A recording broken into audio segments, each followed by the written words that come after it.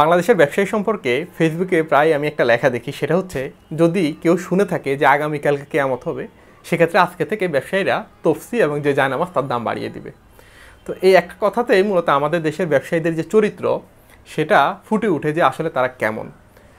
আমি ক্লাস 6, 7 বা 8-এর যে কোনো একটা সময়ে আমাদের যে সামাজিক বিজ্ঞান বই ছিল, সামাজিক বিজ্ঞান বইতে কিন্তু আমাদেরকে অর্থনীতিও একটু পড়ানো হতো একটা অধ্যায়ের মধ্যে। সেখানে চাহিদা এবং দামের যে একটা সম্পর্ক, আমরা সেটা গ্রাফ আকারে পরীক্ষার খাতায় লিখতে হতো, এবং সেই গ্রাফটা ছিল এমন যে চাহিদা এবং দাম সবসময় বিপরীতমুখী। অর্থাৎ চাহিদা যদি বেড়ে যায় দামটা তখন কমে যায়, অথবা চাহিদা কমলে দাম বেড়ে যায়, বা উল্টোভাবে বলা যায় যে দাম কোনো একটা পণ্যের যখন দাম বেড়ে যায় তখন তার চাহিদা কমে, অথবা দাম যদি কমে যায় তখন চাহিদাটা অনেক বেড়ে যায়। কিন্তু অর্থনীতির এই নিয়মটা বাংলাদেশের ক্ষেত্রে কখনোই খাটে না। এখানে যখন চাহিদা বাড়ে তখন দামও বেড়ে যায়, আর চাহিদা যখন কম থাকে তখন দামও কম থাকে। কেন এই কথাটা বলছি সেটা হচ্ছে, আপনারা নিশ্চয়ই পত্রপত্রিকা কিংবা টেলিভিশন অলরেডি একটা নিউজ দেখেছেন। ঢাকা থেকে কুয়ালালামপুরে যে ফ্লাইটগুলো হয়, এই ফ্লাইটগুলোর দাম মানে ফেয়ার রেটটা হঠাৎ করেই 3 থেকে 4 গুণ বেড়ে গিয়েছে। ঢাকা থেকে কুয়ালালামপুর নর্মালি ফ্লাইটের যে ফেয়ার সেটা 30,000 থেকে 40,000 টাকা রেঞ্জের মধ্যেই থাকতো, মানে গত 2-3 মাস ধরে এরকমই আমি দেখেছিলাম। বর্তমানে এই ফ্লাইটের যে ফেয়ারটা সেটা 1,20,000 টাকা কিংবা তারও বেশি হয়ে গেছে, বা যারা গত 3-4 দিন 1 সপ্তাহ আগে টিকিট কিনেছেন তারাও মোটামুটি 90,000 থেকে 1 লক্ষ টাকার কমে টিকিট কিনতে পারেনি। বর্তমানে এটা 1,20,000 টাকার উপরে চলে গিয়েছে অলরেডি। এবং এই যে টিকিটের যে দাম, এটা 31 তারিখ পর্যন্তই এমন, 1 তারিখ থেকে আবার টিকিটের দামটা স্বাভাবিক হয়ে গেছে। এখন আপনার মনে নিশ্চয়ই একটা প্রশ্ন জাগতে পারে যে এখানে কি এমন অদ্ভুত ঘটনা ঘটতেছে যে 31 তারিখের পরে আবার হুট করে টিকিটের দাম কমে গেছে, তো আমি তো 1 তারিখ বা তারপরে টিকিট কাটলেই হয়। না, আপনি 1 তারিখ বা তারপরে আপনার জন্য টিকিট কাটতে পারেন, কিন্তু যাদের মূলত এই টিকিটটা সবচেয়ে বেশি প্রয়োজন তাদেরকে 31 তারিখের মধ্যে টিকিটটা কাটতে হবে। আপনারা জানেন বর্তমানে মালয়েশিয়ার যে শ্রমবাজার সেটা বাংলাদেশের জন্য খোলা, এবং এটা আগামী 31 তারিখ পর্যন্ত খোলা রয়েছে। খোলা রয়েছে বলতে যারা ইতিমধ্যে ভিসা সংগ্রহ করেছে তাদেরকে 31 তারিখের মধ্যে মালয়েশিয়া প্রবেশ করতে হবে, এটা মালয়েশিয়ান সরকার নিয়ম করে দিয়েছে। তার মানে স্বভাবত আপনারা বুঝতে পারছেন প্রচুর পরিমাণে ভিসাধারী যারা এবার মালয়েশিয়ার জন্য ভিসা সংগ্রহ করেছে তারা এখনও বাংলাদেশে রয়ে গেছে। তাদেরকে এই 31 তারিখের মধ্যে যদি তারা ভিসাটা বাঁচাতে চায় 31 তারিখের মধ্যে মালয়েশিয়ায় ঢুকতে হবে, নতুবা তারা এই ভিসা দিয়ে আর কখনো মালয়েশিয়ায় ঢুকতে পারবে না। অর্থাৎ টিকিটের মারাত্মক একটা চাহিদা এই মুহূর্তে তৈরি হয়ে গেছে, এবং এই চাহিদাটাকে পুঁজি করে কোনো এক অদৃশ্য শক্তি হঠাৎ করে টিকিটের দাম অনেক বাড়িয়ে দিয়েছে।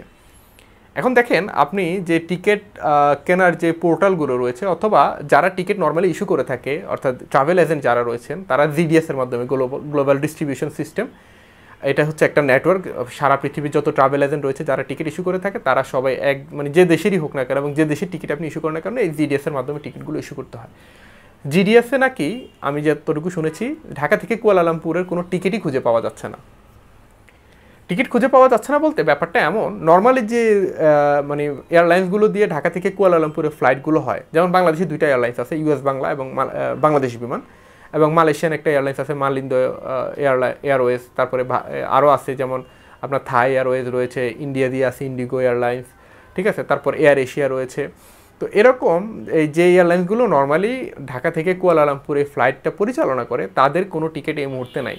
যে টিকিটগুলো অ্যাভেলেবেল রয়েছে সেগুলো আসলে আপনি ইস্যু করেও যাওয়া সম্ভবত পসিবল না। কারণ হচ্ছে, যেমন আমি আজকে সকালে হংকংয়ের একটা ট্রানজিট হয়ে একটা টিকিট দেখেছিলাম যেটার দাম অনেক কম, মানে মোটামুটি এখনই এই 40-41 হাজার টাকা, যেখানে স্বাভাবিক টিকিটের দাম 1,15,20,000 টাকা।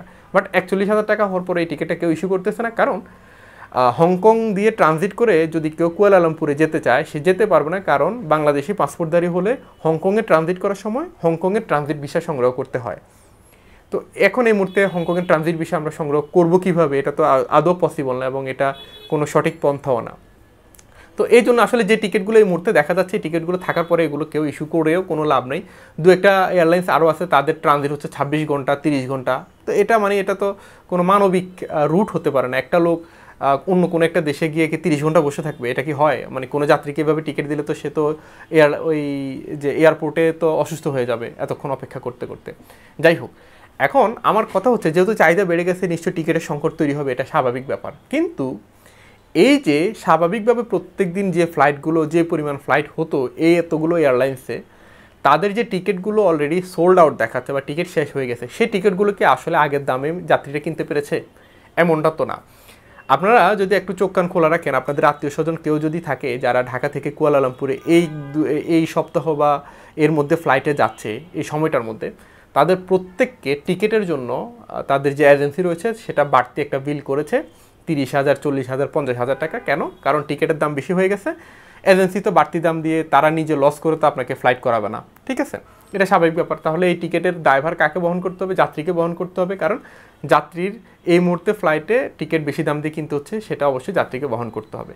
এখন যাত্রীরা পড়েছে বেকায়দায়, যেহেতু তারা অলরেডি মালয়েশিয়া যাওয়ার জন্য ভিসার জন্য টাকা জমা দিয়েছে, ভিসা প্রসেসিংয়ের জন্য টাকা জমা দিয়েছে, মোটামুটি ভালো একটা অঙ্কের অ্যামাউন্ট তারা অলরেডি জমা করে দিয়েছে, এবং তাদের যে ভিসা এটা যদি বাঁচাতে হয় এই বাড়তি দাম দিয়ে তাদেরকে ফ্লাইটে যেতে হবে, এছাড়া আর কোনো উপায় তাদের হাতে নেই। এখন টিকিটের যেহেতু ক্রাইসিস, টিকিটের দামটা বাড়তেই পারে, কিন্তু যে টিকিটগুলো স্বাভাবিকভাবেই মানে সাপোজ বাংলাদেশ থেকে মালয়েশিয়া যাওয়ার জন্য কথার কথা আমি ধরে নিচ্ছি প্রত্যেক দিনের জন্য 2,000 টিকিট বরাদ্দ আছে, মানে বিভিন্ন এয়ারলাইন্সের যে ফ্লাইটগুলো হয় সবগুলো মিলে কথার কথা আমি ধরে নিচ্ছি, আমি সঠিক অ্যামাউন্টটা জানি না, 2,000 সিট বরাদ্দ আছে। তো এই 2,000 সিট তো স্বাভাবিক দামে বিক্রি হওয়ার কথা ছিল, বা চাহিদা বাড়ার কারণে হয়তো এয়ারলাইন্স একটু বাড়তি লাভ করতে চাইবে। এই টিকিটে যদি 40,000 টাকা হয় সেটা 50,000 টাকা তারা করে দিতে পারে, যে প্রত্যেক টিকিট আমরা 10,000 টাকা বাড়াই দিলাম, কারণ ফিরতি ফ্লাইটে যেহেতু যাত্রী পাবো না, আমাদের একটু লস হবে, সেই লসটা কভার করার জন্য আমরা 40,000 টাকার টিকিট 50,000 টাকা বাড়াই দিলাম, 55,000, 60,000 টাকা করে দিলাম।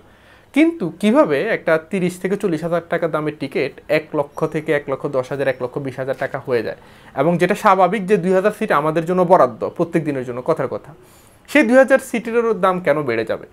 আমি বাড়তি যদি একটা বিশেষ ফ্লাইট পরিচালনা করি, যে স্বাভাবিক যে আমার টিকিটগুলো ছিল সব টিকিট বিক্রি হয়ে গেছে, বাট আমার কর্মী এখনও অনেকগুলো বাকি রয়েছে যাদের জন্য স্পেশাল ফ্লাইট পরিচালনা করতেছি, এবং স্পেশাল ফ্লাইটের টিকিটের দাম হবে 2 লক্ষ টাকা, তাহলে বলা যাচ্ছে যে যেহেতু এটা স্পেশাল একটা ফ্লাইট, এটার দাম 2 লক্ষ কেন 3 লক্ষ টাকা হইতে পারে, সেটা তাদের হিসাব।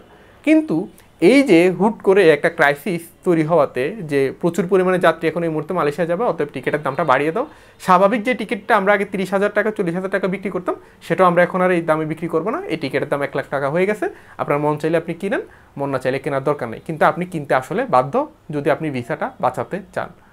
তো এটা হচ্ছে মূলত বাংলাদেশের বর্তমান অবস্থা। আমরা যারা সাধারণ আম জনতা রয়েছি, ম্যাঙ্গো পিপল, আমাদের উপরে যে যখন যেভাবে পারে যে কোনো কিছু চাপিয়ে দেয়, এবং আমরা সহজে সেটা মেনে নিই, কারণ এটা ছাড়া আমাদের আর কোনো উপায় নেই। তো এটা একটা পেঁয়াজ ব্যবসায়ী থেকে শুরু করে বিমানের টিকিট ব্যবসায়ী যেই হোক, যখন যে সুযোগ পায় তখন সেই আসলে লুটে পুটে সাধারণ মানুষকে চুষে খায়। তো আমার আর আসলে এই ভিডিওতে কোনো কিছু বলার নেই, আমি জাস্ট আমার ব্যক্তিগত একটা অভিমত শেয়ার করার জন্য এই ভিডিওটা করেছি। আপনাদের যদি কোনো মন্তব্য থাকে এই প্রসঙ্গে, সেটা আপনারা কমেন্ট বক্সে জানাতে পারেন। ভিডিওটি দেখার জন্য আপনাদের সবাইকে অসংখ্য ধন্যবাদ।